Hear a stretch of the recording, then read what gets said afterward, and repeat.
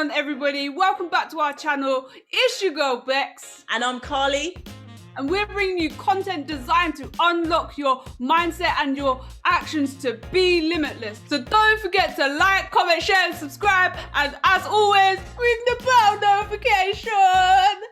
So today's episode, we are super excited. We've got a special guest with us. Her name is Shuchi. She's a project leader in women's cricket in the IPL, and she's part of the franchise Rajasthan Royals.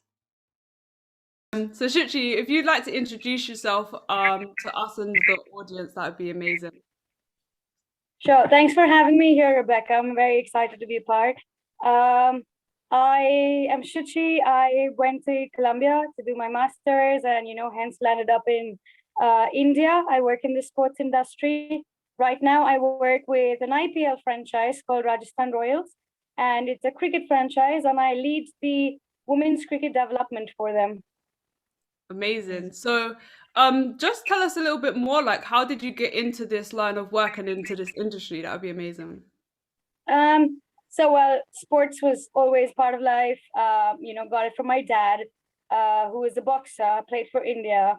I played tennis for the state when I was here in India. And I think it was just something I really wanted to do, but I was not able to, I wasn't exposed as much. And, when we moved to Singapore, I started volunteering a lot.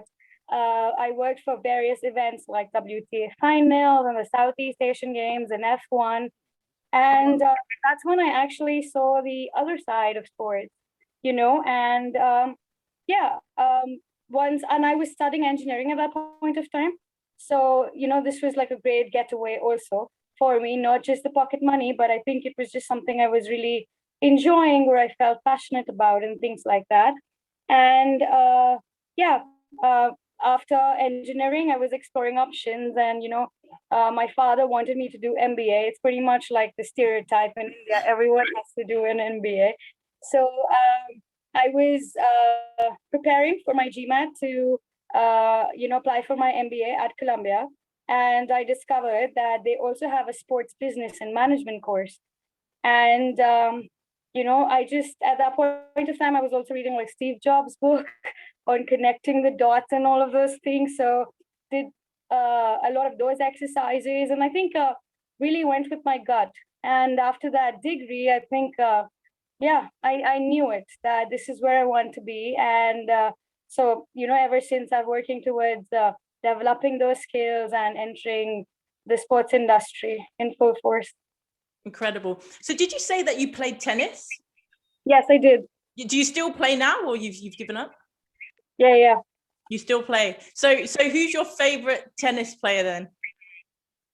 Are we going men's or females? Let's go female.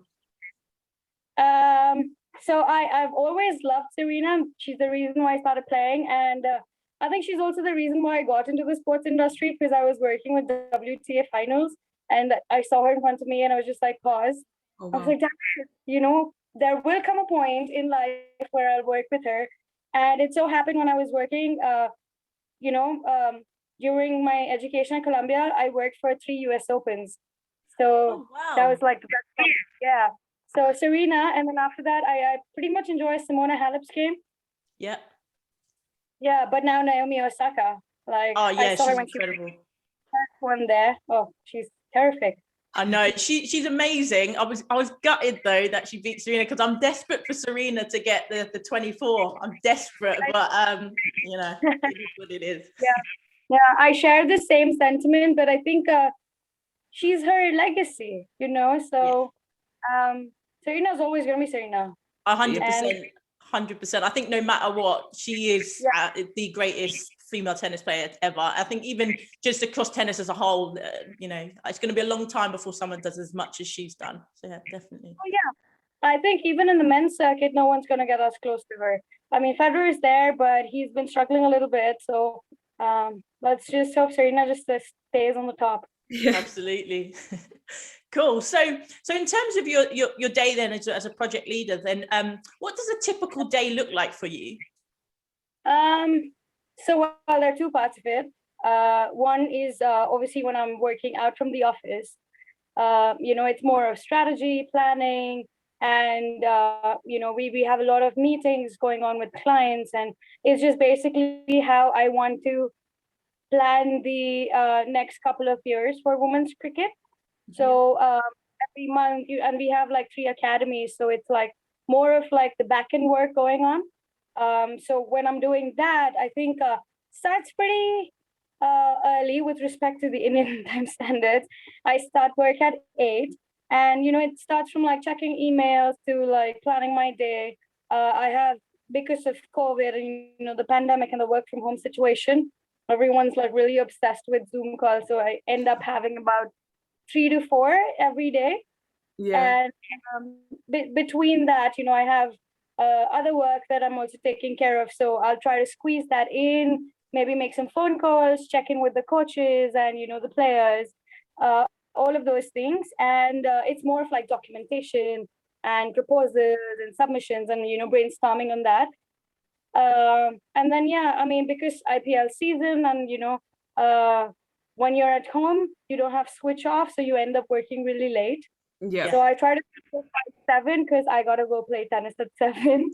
So that's my switch off.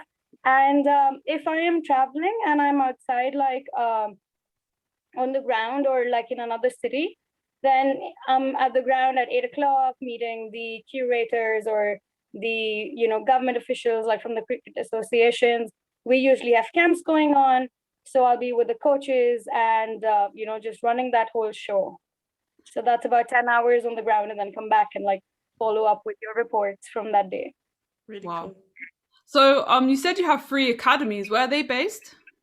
So we have one in UAE, we have one in UK, we have one in Guwahati, which is Assam. It's the northeast part. And Okay. what's the age range? So for the girls, typically the girls start playing cricket at a relatively older age. With respect to men, I think they start playing cricket, average age would be 6 or 7. With the girls, it could be 10 to 12. So we have about like girls from 9 years of age to about like 21, 23. Oh wow, Liz, what's the main difference? What's the main reason that the girls start later compared to the boys? I think it's just like all those kinds of socio-economic barriers that we have over here. Also, girls get exposed to the sport at a relatively older age. Okay. So if I have a 4-year-old son, possibly I'd start playing cricket with him at in the backyard at about like he's 4.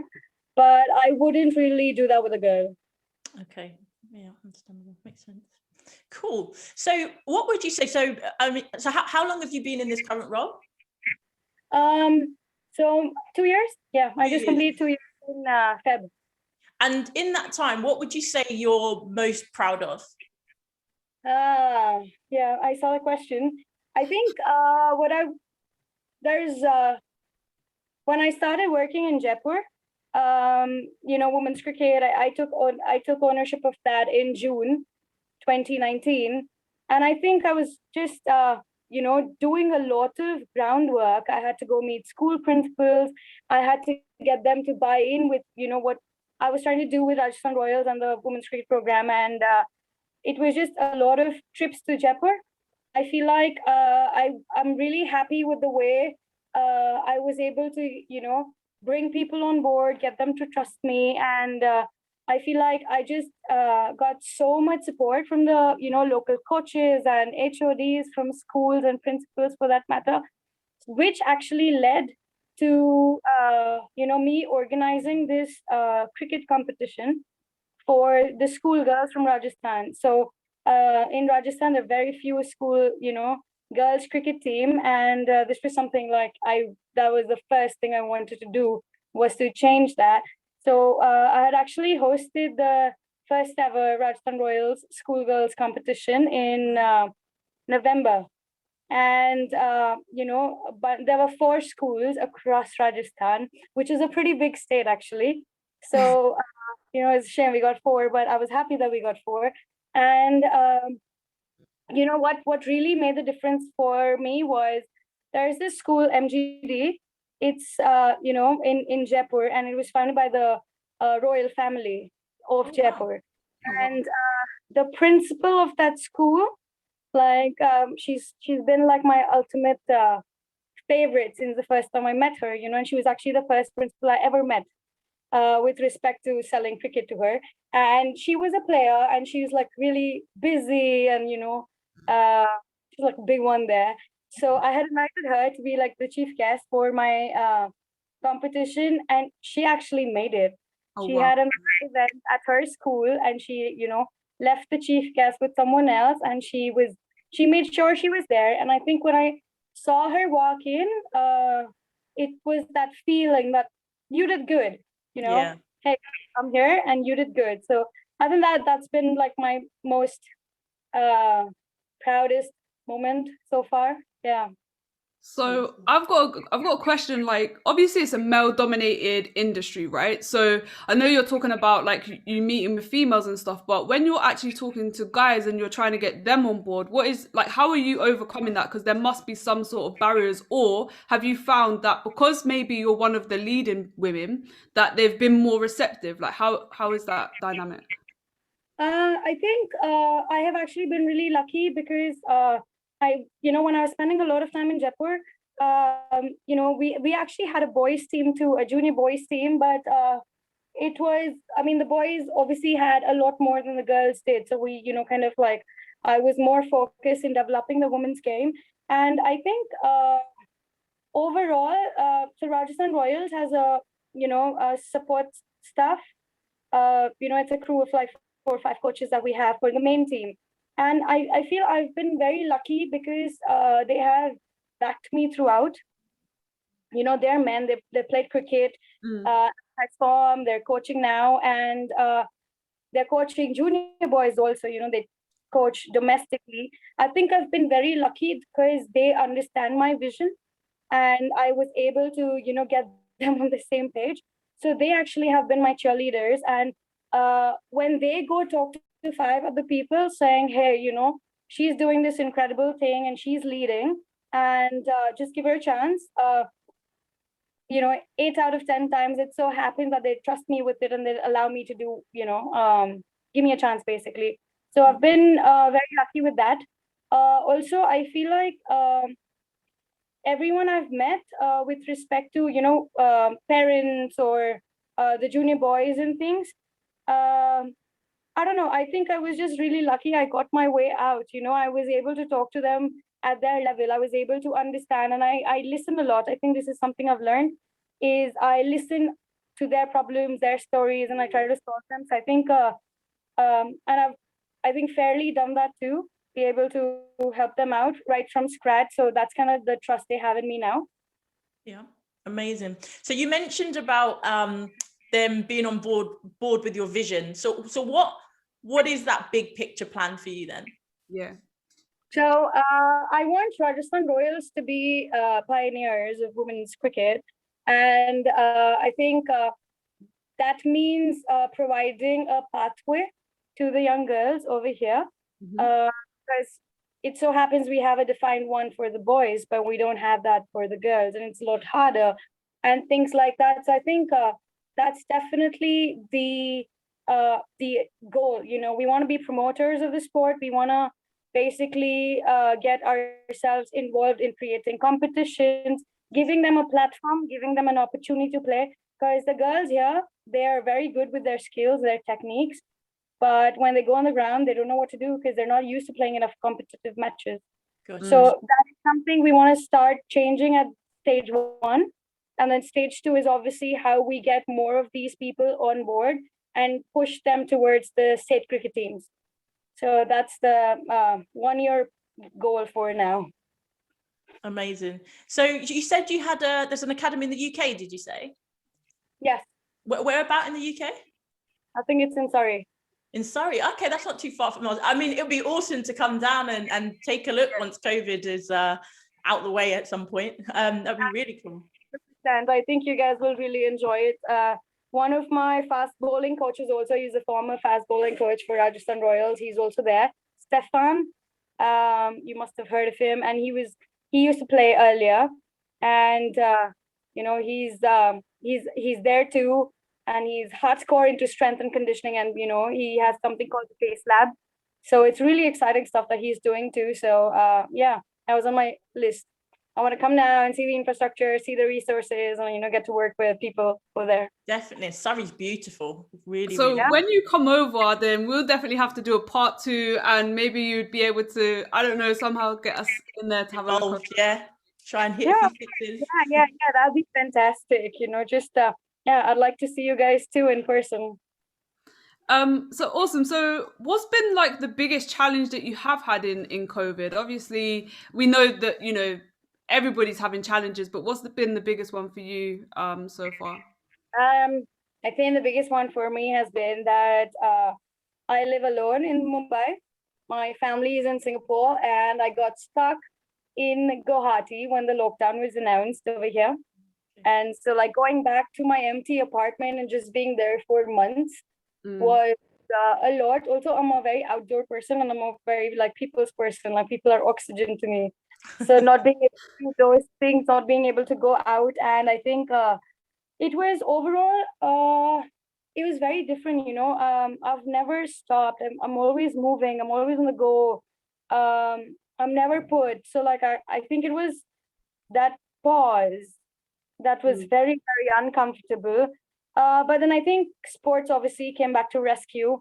I started with the routine, try to follow it, keep up. And it was tough initially, but I think, yeah, I used to wake up, work out, go to work, like, go back to my laptop, switch on my laptop. And around 4:35, I would like completely switch off, maybe work out for another 1.5 hours. Yeah. Thanks to my dad, he was a boxer, so I have like a punching bag and those kind of things in my balcony where I stuff. That was my escape. And like a bad day in the office, obviously you need You know that. it was my go-to. So I think that really helped me cope up. Yeah. It was very important because my mind was just not switching off at some point of time. I was not able to sleep for weeks.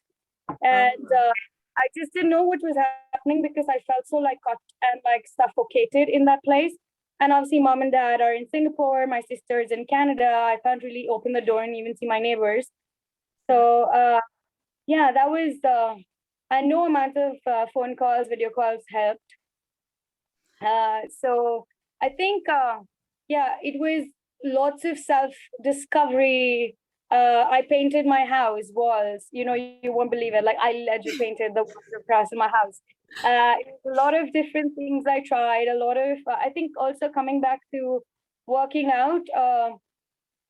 I came to working out again after a year because I was so much on the road. I didn't really get time to like go play anything for that matter. So I think yeah, lockdown helped get back to like things that were important and understand that it's okay to slow down. Yeah, no, definitely. And I think for a lot of people, they've kind of, like you say, it slowed you down and you see the important things. You think, actually, I really need to keep doing this post lockdown. Yeah. So yeah, totally get that. And I think you mentioned earlier about you can be online for hours and hours because there's nothing else to do. We're the same at work. You can work all the hours under the sun, but you've really got to find that point where you switch off and go do the things important to you. Absolutely.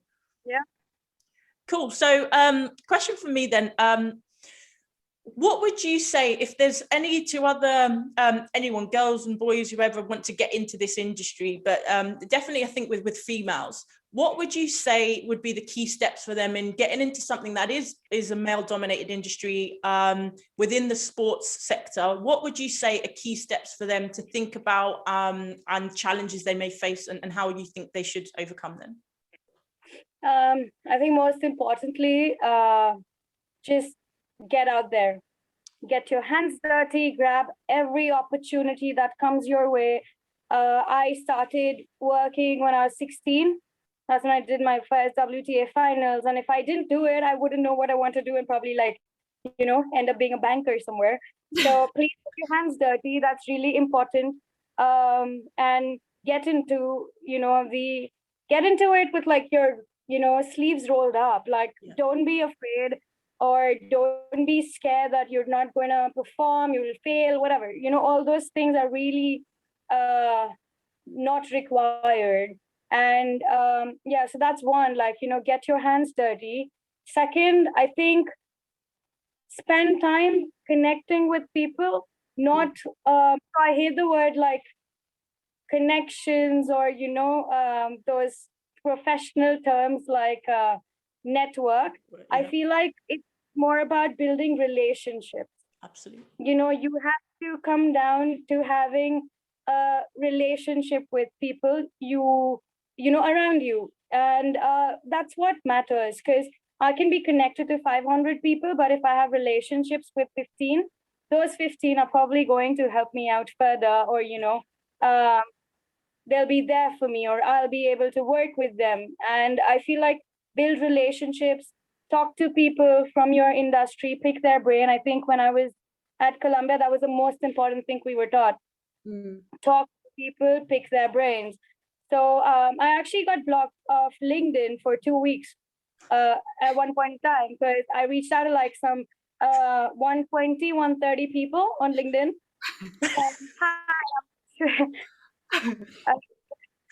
Saying, hi, I'm Shuchi, I'm studying at Columbia, I really want to pick her brain, and can we meet? And, all of those things. And I think about 40 of them did reply. Wow. Some I did, have a phone call with, some I really went and met. So it was fantastic. If I never reached out, I've received it. So please go out there, make yourself available, let people know that you're available, pick their brains.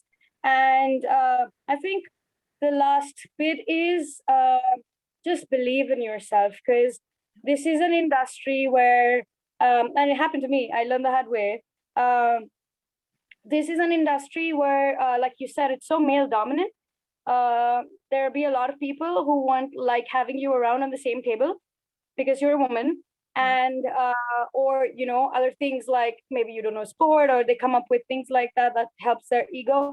I feel like you need to have that confidence in yourself, only because others will not, and that's okay. But if you have confidence in you, that's all that matters for you to go ahead, for you to keep going forward. So there will be challenges, there will be roadblocks, there'll be a lot of people around who will try to pull you down, men, women, both at one point when you're doing a really good job. So once you believe in yourself and like you own it, that's all that matters, and that's all that's going to take you forward.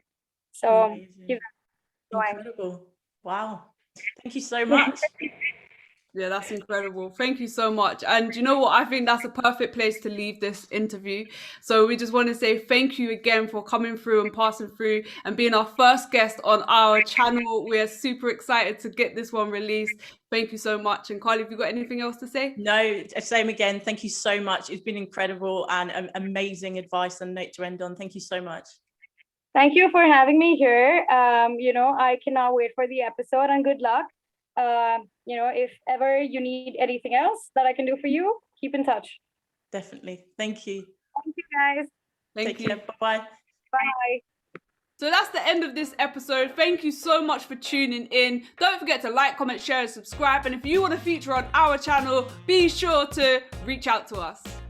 So once again, thank you to our guest Shuchi. We'll be bringing you more content like this. Thank you for listening, and we will see you next week. Peace.